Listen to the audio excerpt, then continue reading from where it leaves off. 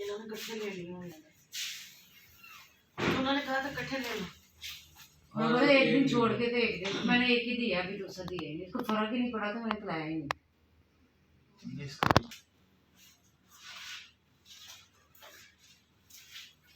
दूध तो ज़्यादा पीता है नहीं, सिर्फ एक सुबह वाला पीटा होता है इसका, बहुत खराब हो गया। इसलिए तो लेके आई हूँ। हमारा इधर छोटा आता है तैयब का बेटा, असदुल्ला का चेकअप होता है, उसने मुझे आपका तो बताया। बड़ा काम ना हुआ होगा फिर जाओ मेरे पास। और तो कहीं गिल्टी नहीं निकली होगी बगल में या नहीं नहीं, सिर्फ गले में ही है।